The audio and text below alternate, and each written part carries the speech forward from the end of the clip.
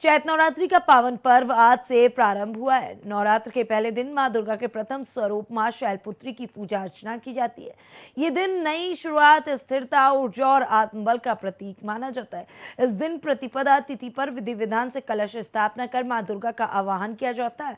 सुख, समृद्धि, आरोग्य और पारिवारिक खुशहाली की कामना की जाती है। नवरात्रि में प्रत्येक दिन का एक विशेष रंग माना जाता है। मां शैलपुत्री की पूजा के दिन सफेद रंग धारण करना अत्यंत शुभ माना जाता है। सफेद वस्त्र पहनने से मन और आत्मा दोनों शुद्ध होते हैं और पूजा का फल कई गुना बढ़ जाता है। पौराणिक मान्यताओं के अनुसार मां शैलपुत्री पूर्व जन्म में सती के रूप में प्रकट हुई थी, जो भगवान शिव की अर्धांगिनी थी। उनके पिता दक्ष प्रजापति द्वारा शिव का अपमान किए जाने पर सती ने यज्ञ अग्नि में स्वयं को समर्पित कर दिया। अगले जन्म में उन्होंने पर्वतराज हिमालय के गर्भ पुत्री के रूप में जन्म लिया, जिससे उनका नाम शैलपुत्री पड़ा। कठोर तपस्या के बाद उन्होंने पुनः भगवान शिव को पति रूप में प्राप्त किया। नवरात्र में ये मां दुर्गा का प्रथम स्वरूप माना जाता है। मां शैलपुत्री वृषभ पर विराजमान होती हैं।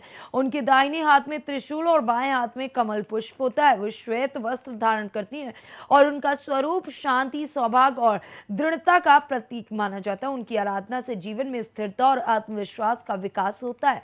मां शैलपुत्री को सफेद रंग अत्यंत प्रिय और उन्हें सफेद फूल, खीर, मखाने की खीर, गाय के शुद्ध घी से बने मिष्ठान अर्पित करना शुभ माना जाता है। मां की कृपा प्राप्त करने के लिए मंत्रों का जाप भी किया जाता है। मां शैलपुत्री की कृपा से व्यक्ति को दीर्घायु, उत्तम स्वास्थ्य और सुख समृद्धि का आशीर्वाद भी प्राप्त होता है।